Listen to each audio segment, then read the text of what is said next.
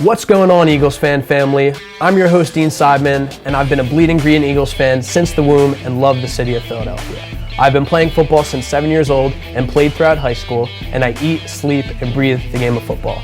Following every Eagles game, I will be using my expertise to give you guys a game recap. Fly, Eagles, fly, go Birds, and let's get to it. Number one, we were able to force the Patriots to kick 3 straight field goals, and that's a testament to our defense and all the healthy guys that we have coming back, and I was really impressed with them. On the offensive side of the ball, considering the defense played so well and actually forced the Patriots to punt 8 times, the Eagles were unable to produce, and after that 10-0 run, they weren't able to do much after that and allowed 17 unanswered points to the Patriots. Now, this could be a bunch of different things. Number one, it could be Carson Wentz. Number two, it could be the offensive line. Number three, it could be the wide receivers.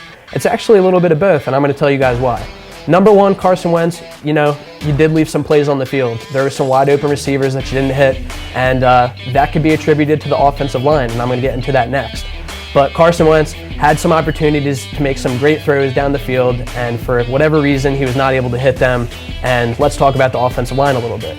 Now, Lane Johnson, after the Eagles went up 10-0, actually the scoring drive, the touchdown versus Dallas Goedert, Lane Johnson was injured on the play, and you could just see the offensive line was in shambles after that.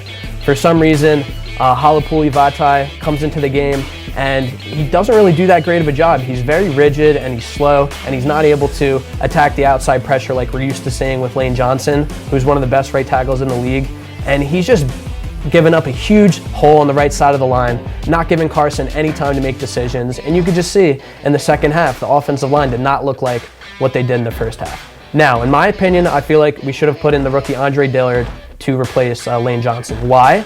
Because he's quick, he's more fluid, and he can actually move. You see how Vaitai is more rigid and, was playing patty cake and stuff like that? Andre Dillard's a physical young guy, and he was actually playing very well in the past few games with the limited snaps that he's had. For example, he was able to contain one of the league's best edge rushers, Khalil Mack of the Chicago Bears, a few weeks ago, and that was really impressive. And for us to sub in Vaitai to replace Lane Johnson, I don't get it, and if it was up to me, I'm not an NFL coach, but I would have stuck Dillard in there.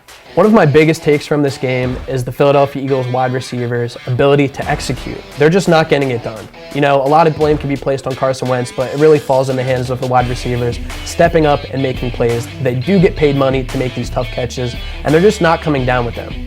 Now, Nelson Agholor had an opportunity to seal the game at the end and just dropped the ball. And every opportunity that he's gotten, he really hasn't delivered on, and that's why Pro Football Focus has him ranked as the last receiver in the NFL. And that's just a testament to him. And I'm not sure whether it's the coaching staff with Mike Rowe or it's specifically Nelson Agholor, but Nelson Agholor needs to step up, and all these receivers absolutely need to step up, because when you're without your best wide receiver and your second best receiver, Alshon Jeffrey and Deshaun Jackson, who's left? It's Arcega-Whiteside, it's Dallas Goedert, it's Zach Ertz, and it's Nelson Agholor, and it's a few other names like Matt Collins. But regardless of who's on the field, you guys have a game plan in place, and you guys need to execute. And if we're going to start winning games, there needs to be complementary play with the defense and the offense. The defense can't continue to bail you guys out, and then you can't get up the field. That's just unacceptable. Now, looking forward, we have a game versus Seattle Seahawks, and the trick in that game, not the trick, but the reason why we will come out on top in that game is because of our consistent play. And Russell Wilson has the ability to escape the pocket and make tough throws, but we made Tom Brady look like a quarterback he hasn't even looked like since maybe his rookie year or the second year. And that was really impressive. So the ability to get after a high quality quarterback like Tom Brady gives me great confidence that the Eagles will do the same thing to Russell Wilson. And if we do come out on top, it's because our weapons actually help out Carson Wentz. It's called complementary football. The defense needs to make plays, but the offense also needs to deliver on these opportunities. And the fact that we weren't able to capitalize on 8 punts is beyond me. I know we're all pretty upset with the Patriots outcome, but we actually have some hope going into this Eagles versus Seahawks game. Why? Because we are 2.5-point favorites by ESPN. And I know people like to laugh at that and not really believe it, but it's actually a true fact.